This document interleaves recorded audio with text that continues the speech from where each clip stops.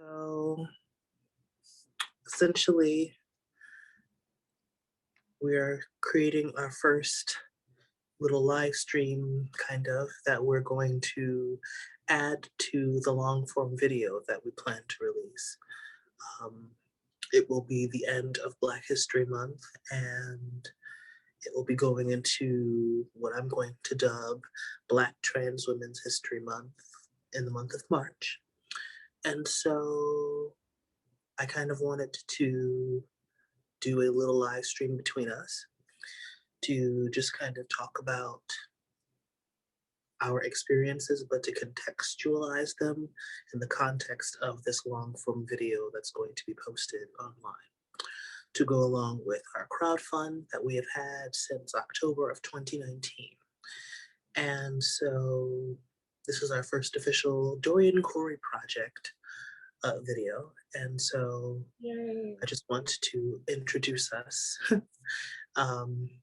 So we are about 2/3 of the Dorian Corey project, and I'll be known as Auntie Antebellum.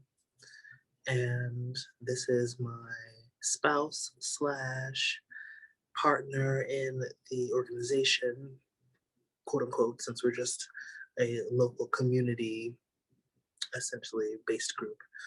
And so Athenais, if you'd like to introduce yourself and some of your experiences that we're going to see in this video in terms of your background and working with some of the Pride organizations.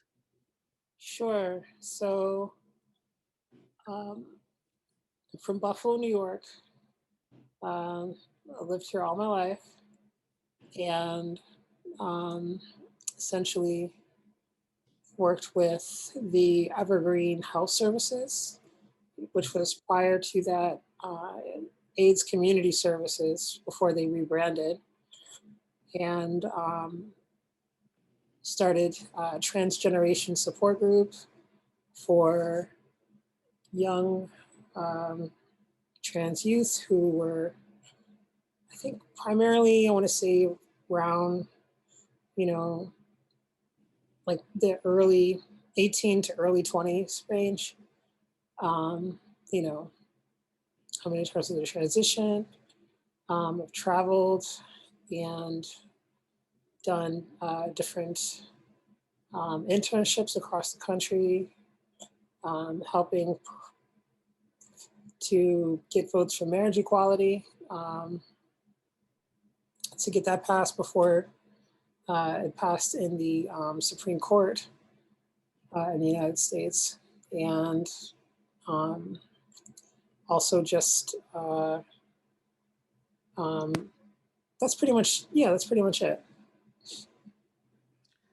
And so to piggyback or so off of that, I will be known as Auntie Antebellum.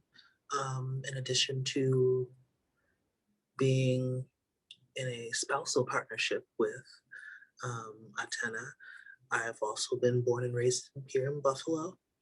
We also have the similar experiences of having contact and experience with Evergreen Health, as well as the Pride Center of Western New York, which is kind of subsumed into Evergreen, which we will get into in terms of the nonprofit industrial complex and how that operates, especially particularly in Buffalo, because that's often not really talked about, especially when it comes to having conversations about LGBTQ existence, but specifically Black LGBTQ experience.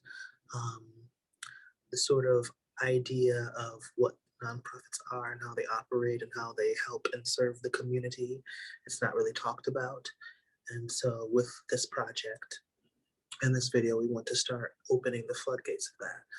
So in addition to having experiences with Evergreen and Pride, I also worked with the Gay and Lesbian Youth Services of Western New York, where I was a youth mentor for about 4 years. And so that included not only being in a capacity of, how would you say, being, a mentor in a drop-in center for youth after school, I also had the experiences of going into organizations across Western New York, the 8 counties of Western New York, so including schools, universities, mental health facilities, adolescent psych wards, as well as, schools, middle school, elementary schools, high schools.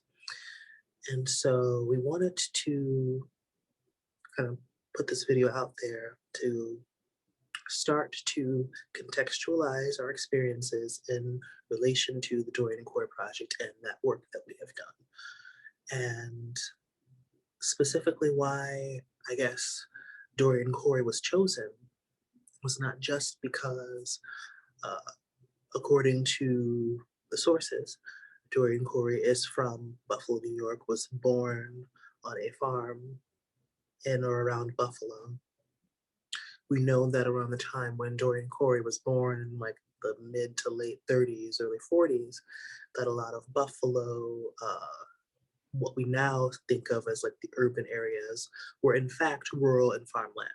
So it is plausible that Dorian Corey may have grew up kind of on the outskirts of, well, near where we may live as well. And so we wanted to give her the title for the Dorian Corey project, not just because of her, being from here, but kind of her legacies as part of being in Jenny Livingston's Paris is Burning documentary, in which she details quite a bit of the history of the balls and how they operated in New York City. And some of the footage that we found, she has stated that she had she had gone to New York at a later age.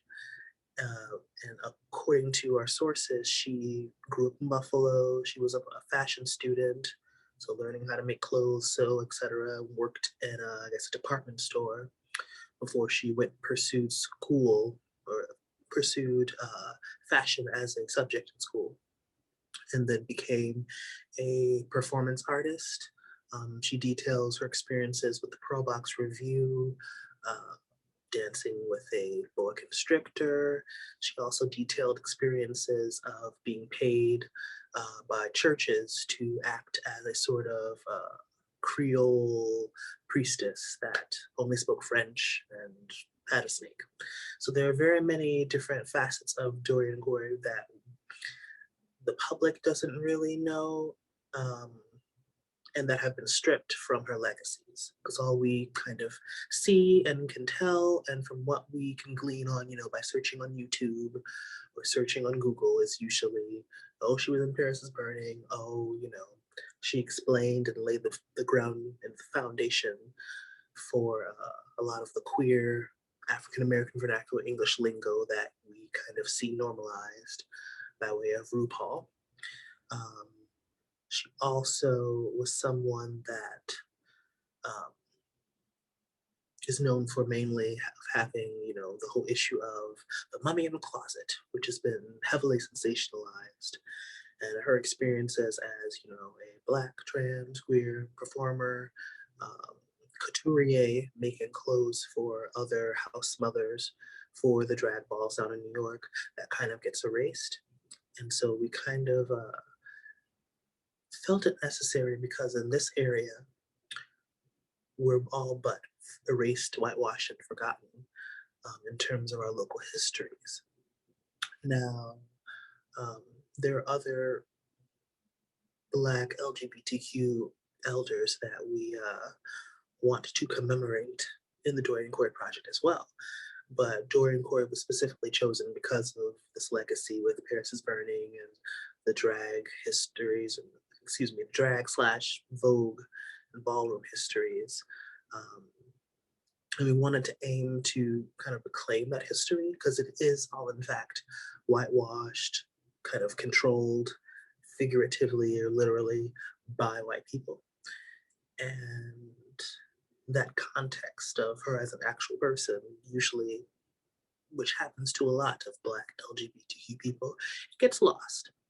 And so as an organization that wanted to redirect our focus to celebrating and honoring and reclaiming our histories, feeling it necessary to kind of bring it back to reference history in the work that we have done and the work that we want to do.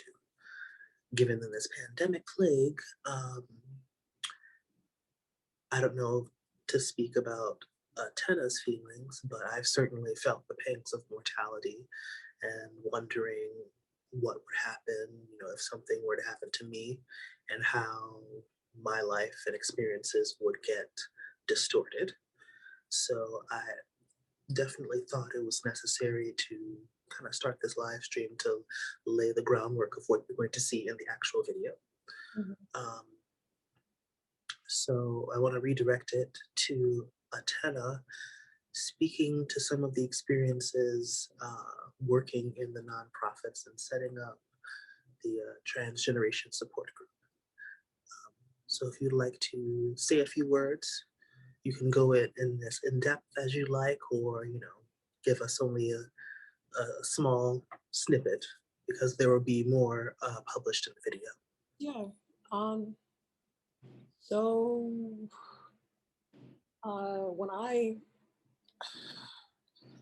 first started looking for support after I finally gained the confidence to be out, there were only really a few support groups in Buffalo for gender nonconforming people. The main one is Spectrum. And, that was definitely a huge resource. It helped me find a therapist and also electrolysis as well. They had a really nice, basically the hard part about being trans in the early 2000s was that there wasn't really a lot of YouTube videos or any kind of resources outside of just like web pages made by like trailblazing trans women who've paved that road. So essentially there was Spectrum, and then there was another one that was mainly cross-dresser specific, the Buffalo Bells. So yes, I remember that too. in 2000, again, late 2010s, or I'm sorry, the late 2000s, essentially one of the workers at the AIDS Community Services posted some flyers at my university, and I, found one of those flyers and responded to it and came to the meeting. And I was like really the only person there outside of like one other person.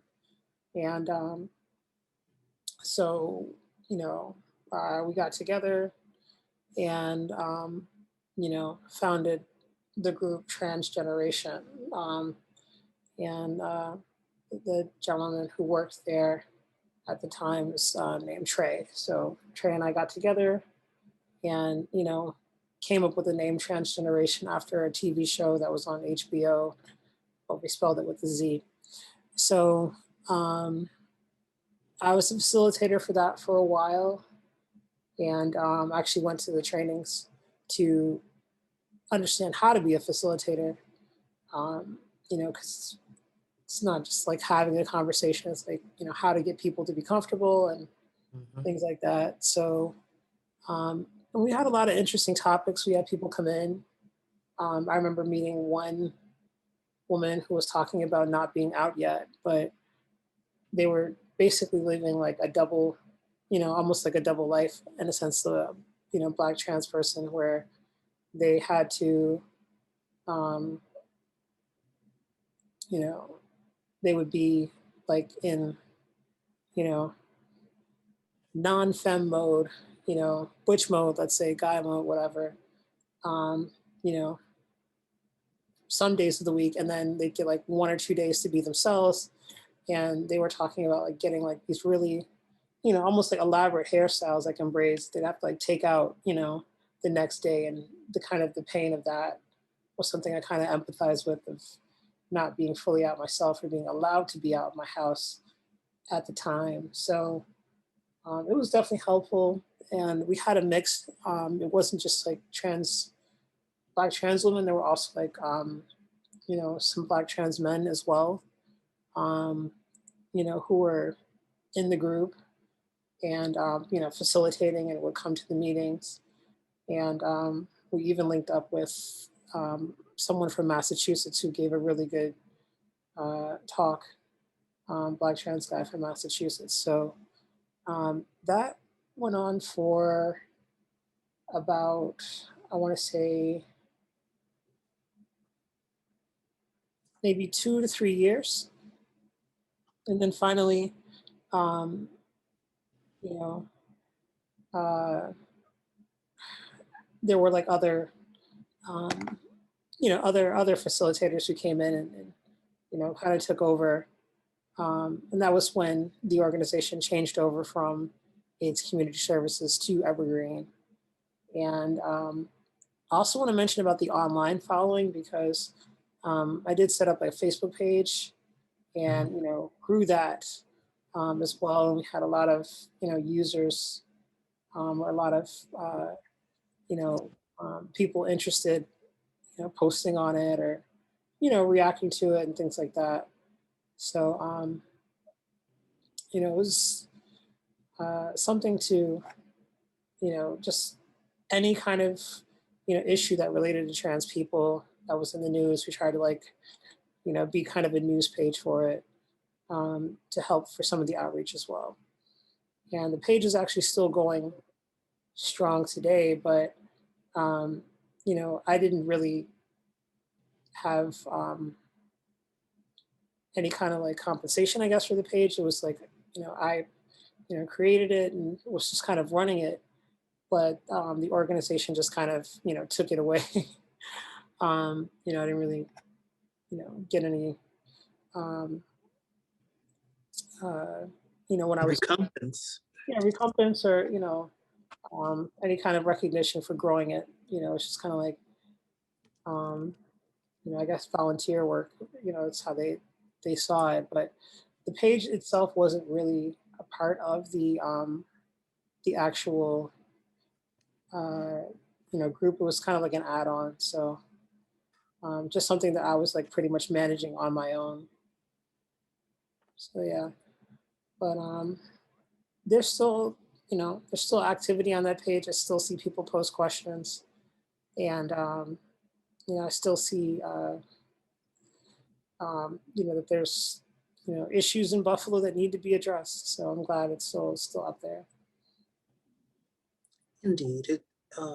It's interesting when one of the reasons why I wanted to put this video together is because um, before our lives intersected, I eventually realized that I was able to somewhat benefit, I guess, if you can put that into a context of at the time when I started coming out and the transgen group had been apparently going on for some time.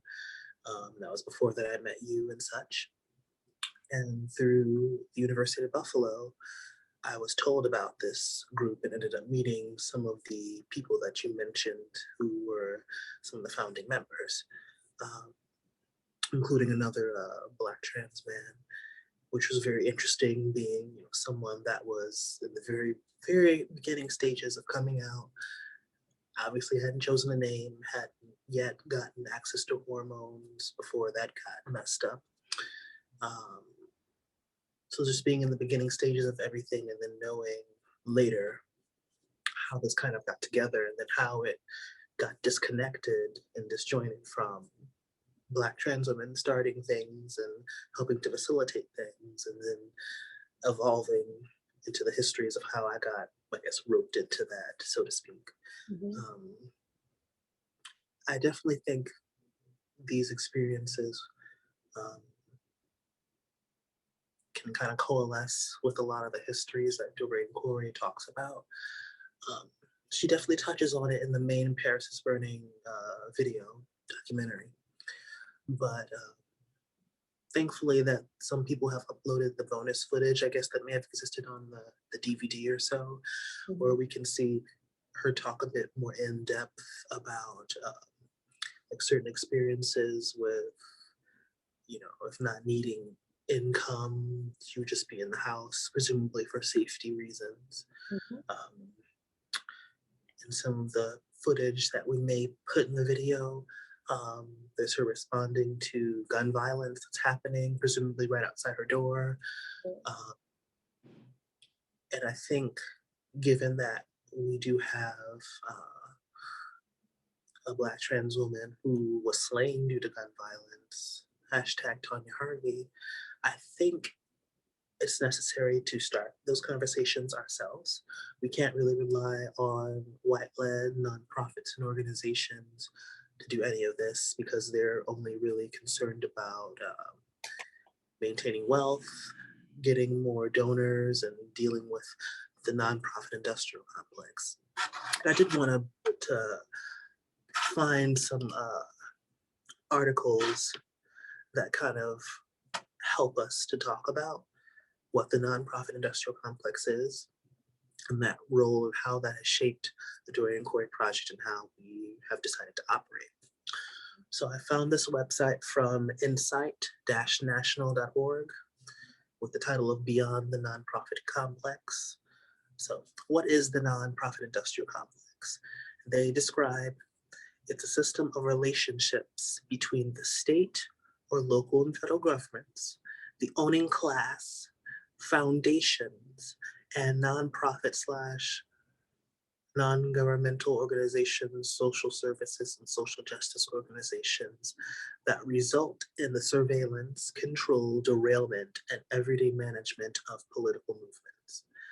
The state uses nonprofits to monitor and control social justice movements, to divert public money into private hands through foundations, to manage and control dissent in order to make the world safer for capitalism, to redirect activist energies into career-based modes of organizing instead of mass-based organizing capable of actually transforming society, to allow the corporations to mask their exploitative and colonial work practices through philanthropic work, and to encourage social movements to model themselves after capitalist structures rather than to challenge them. And so I thought that was particularly interesting because, at least speaking for myself and the experiences I've had with several different uh, organizations here locally in Buffalo that deal with nonprofit work towards specifically grants geared towards Black trans women and how that gets co-opted and diverted, to working with uh, small nonprofit organizations that focus on youth and how they surveillance youth, how essentially we can go through the list if we had the time to really talk about how our experiences line up with the bullet points that I just read about how these nonprofits essentially harm us. And so I wanted to, before we wrap up, just to, I guess, give a little bit about some of my experiences, even though I've said a bit of this, and there'll be more that will be talked about in the video, Mhm. um, in terms of how these experiences with these organizations um, kind of color our desire for what we want to uh, put out into the world, put out into our community. Given that we have these experiences, I can say, at least for myself, a lot of the events that I would find myself at, uh, Gay Straight Alliance conferences, Mhm. Vogue ballroom nights, I found myself increasingly around very few Black, trans, and Black LGBTQ people, and I found myself around a lot of white people who are not from here, white people who only saw, our issues as just a career for them. Um, from seeing my experiences with transgeneration after Athenais left, and how I was kind of thrust into the role of being, the token Black trans person, and how that's ultimately been harmful, not just for me and my transition, my health, but also totally contradictory to their mission statement, which I actually want to pull up really quickly, because us detailing our experiences is always unfortunately seen as us being dissenting to, the good organizations that are helping our communities, when we actually line it up of what, our experiences have been and what they're actually doing. You can see that they really do nothing more than perpetuate the nonprofit industrial complex. I wanted to pull up their mission statement.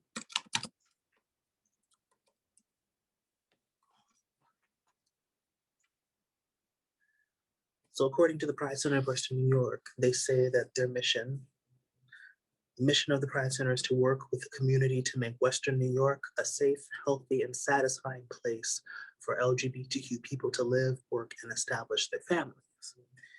And we can say specifically, individually, our experiences and as a collective unit, not just in a relationship or partnership, we can say that has been categorically untrue.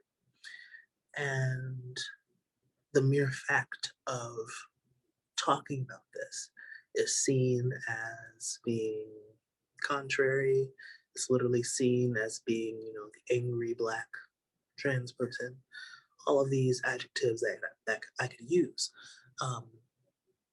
But given that we live in an area where there is not much conversation at all about how these organizations are shaping our lives and colluding with other local forces that aid and abet in gentrification, that aid and abet in trafficking and these children being in cages, etc.,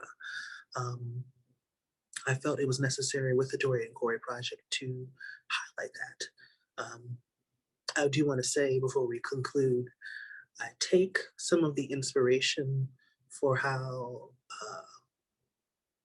we are existing within the Dorian Corey project from a few local, I guess you could say, filmmakers or so. It was about 2014 that there was a project called the Whiteness Project that was established to kind of highlight, I guess, white people's perceptions of race in this area. And that was I don't want to say it got national recognition or so, but it was a project that apparently has a Wikipedia page. So I also found out, which was interesting when I looked more into who the filmmaker was, I found out this filmmaker also is responsible for the documentary that was produced when I was a child at my high school of Buffalo Academy for Visual and Performing Arts. Around my 7th or 8th grade year, I recall Nickelodeon, The End, coming to my school and doing a documentary on the histories and legacies of the Brown versus Board of Education ruling, specifically in regards to kind of how our lunchrooms, racial makeup and dynamics form part of that. I recall the documentary highlighting a lot of like the disparities of Black and non-Black people and who sits, essentially how our lunchroom was segregated at the time. And so this same filmmaker by the name of Whitney Dow made another project in 2014. And so it's detailed as investigating how Americans who identify as white experience their ethnicity. And essentially it's about 21 interviews filmed in Buffalo. And so beyond that, about a few years later, there was something called the Blackness Project that was seen as almost like a response to this. And so I noticed when looking and doing research about this, that it was mostly white and then Black cis-centered. Of course, we know that our experiences are often erased completely or whitewashed. And so I felt it necessary to kind of make a project that not only highlights, Black, trans, Black LGBTQ elders, but that also kind of, again, contextualizes how we experience, those of us who are living here in Buffalo and have had these experiences, these organizations, and doing work in our communities, and how that has affected us, and then how, if we can see any tangible changed realities in our communities, which usually mean changes for the worse, not for the better. So I don't know if Atena, you would like to add anything else to this before we conclude. Um, Yeah, just to give an example, in terms of like trying to help people better visualize what the nonprofit industrial complex is. Um, so there was a support group, not only for trans people, but also for mostly young, Black, um, you know, mostly it was young Black, gay men. Um, there was also some, uh, other queer identified people in the group as well. And they had a meeting once a week. And, again, these are kids anywhere from maybe, late teens, early 20s. And I just remember the bulk of the meetings being about like um, STD prevention and, AIDS prevention and safe sex. And it got to a point where, I almost felt anxious because I did feel anxious because that was like the constant message of the group. And I learned later that that was mainly designed that way so it could funnel people into, their healthcare system. So we talk about issues, but um, I know if I'm feeling that, someone who's younger, is definitely going to be maybe feeling that same kind of anxiety to have their, sexuality, to experience that with other people, but in terms of, talking about it in a group, but have that constantly be the balance, the facilitation is about, how to have safe sex, so I think there needs to be an expanded conversation around mainly dealing with, family. um, Indeed. so, dealing with family, dealing with community. Um, safe sex is obviously important, but that can't be the end all be all for every, every meeting. How it was set up before. I also think, if an organization really did want to help people, they would focus more on things like practical things, not just, um, you know, one practical thing I remember that we focused on, you and I, is having to get, a name change, and them meeting us with like a lot of skepticism as to why they would need to provide, you know, authorization or in this case, a doctor's letter, for that. I mean, to not know that was something that was definitely, an experience of discomfort and Trauma, indeed. so, it's just like, this stuff would have been taken care of if you had had more trans people, at the top of the, organization, more Black trans people, more people from, lower income, backgrounds who are able to tell you, this is exactly, how we're living, and maybe even just who are able to even take control, so you don't have, just kind of like folks who are privileged, not from that perspective, Mhm. making up, you know, uh, making up agendas that don't really suit people. They're just kind of like window dressing. Um, Pretty much all of Buffalo. yeah, I think that's Um, something that needs to be focused on and hashed out. I mean, I will say, they did have the lofts that they've done, that they've built out. But I know there's the flip side to that is there's also probably some other government funding they're getting to do oh those. yes, and them. Well, they they made their loss. And that was after they closed the Benedict House, which was a housing facility for people that were living with AIDS. Mhm. So they essentially wanted to get in their gentrification bag by renovating, some old warehouse that was on the side of the expressway going into downtown Buffalo. Right. And in addition to multi-million-dollar renovations of their offices downtown. Um, I wanted to, not to cut you off, but I wanted to, as you brought up a good point about how a lot of the resources that do exist are wholly focused on HIV and AIDS prevention and care, which is, good. It's necessary for those of us who are living with that because it does impact our communities. However, when that is the only resource, we have a problem. I do recall many issues, especially while working with youth, that if there were any Black churches or Black organizations that wanted to collaborate with us, it was wholly focused on HIV and AIDS, not really focused on any of that full lived experiences of the people in our communities.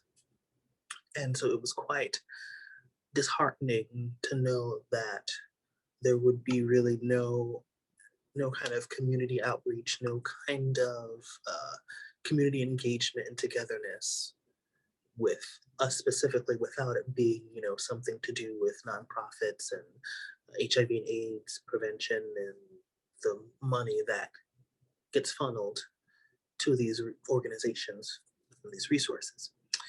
Um, I want to read really quick the sort of greater mission statement for the Blackness Project. Um, that was, in my mind, kind of sparked through the Whiteness Project. So I do just want to read that a little bit. Sure. So I found from the tornspacetheater.com, it kind of has a link for the Blackness Project. Um, Created by award-winning producer Corey Green, seeks to rewrite America's racial narrative. The film is a feature-length educational documentary about culture and race from the African American perspective. Although inspired by conversations about the Whiteness Project, a documentary in which participants discuss race and the perceived loss of white privilege by white Americans, Green's film has a greater mission. With this film, we have the desire to inform, share voices that may not have been heard, elevate the power of inclusion, and encourage serious conversations.